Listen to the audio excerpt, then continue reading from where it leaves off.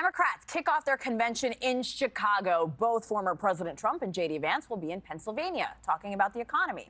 Vice President Harris, Tim Walz, President Trump, all campaigning in the Keystone State over the weekend, following Vance's stop there on Thursday. Today is Mr. Trump's 7th visit to Pennsylvania just this year, the VP's 8th visit, with 2 of them just this month as a presidential candidate. Let's bring in former Arkansas Governor Mike Huckabee, who is also a former Republican presidential candidate in 2008 and 2016. Governor, great to see you again. Good morning. Thank you, Hannah. Great to be with you on this Monday. A beautiful Monday morning, exciting here in Chicago. So the latest Decision Desk HQ average shows Vice President Harris ahead by just under a point in Pennsylvania. This is an essential tie. Why is Pennsylvania the key to locking up the White House, Governor? It's going to be one of those swing states that you just have to win in order to get to the White House. There may be another pathway, but Pennsylvania is a large state, has quite a few electoral votes. And the other issue is that it also tends to be a swing state for other states. As Pennsylvania goes, it has influence on Michigan, Wisconsin. And so every candidate you're going to see spending a lot of time in Pennsylvania, they may spend so much time that Josh Shapiro starts charging residents taxes on all 4 of the presidential and vice presidential candidates before it's over. I'm glad you mentioned Josh Shapiro. I want to ask you about him in just a moment. Going back to these candidates going to Pennsylvania, former President Trump is planning a rally in Butler, Pennsylvania in October. Of course, that's where the assassination attempt against him was. But will that shooting and the questions still surrounding it have an electoral impact in the state moving forward, going into November? I think it very well could. The biggest issue for that whole incident is why the lack of transparency, why the cover-up. Why is it that we haven't been able, after all this time, to get answers?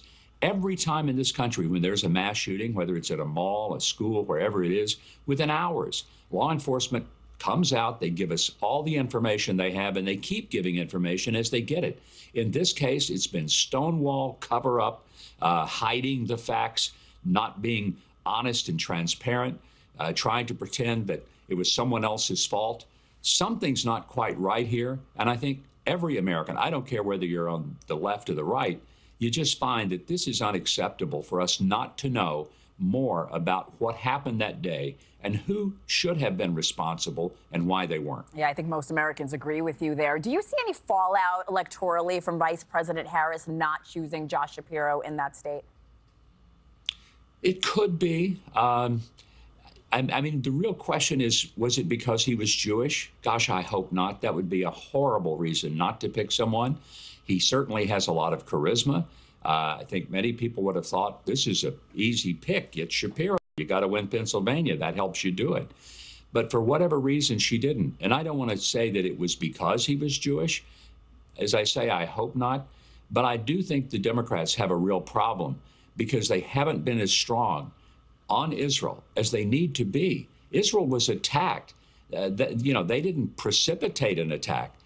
They're civilians and citizens, they're babies, they're women, horribly raped and brutally murdered on October the 7th of last year. And there's just no way to say, oh, well, let's talk about both sides. That argument has gone completely away. It's now time to talk about completely eradicating Hamas, giving Israel a right of security and safety, stop the nonsense about two-state solution. Never going to happen, never should happen. And let's look towards some real solutions. But what they really start with is stopping Iran from bankrolling these animals. Thanks for watching, everybody. Go to joinnn.com to find NewsNation on your television provider. Also, don't forget to click that red subscribe button below to get more of NewsNation's fact-driven, unbiased coverage.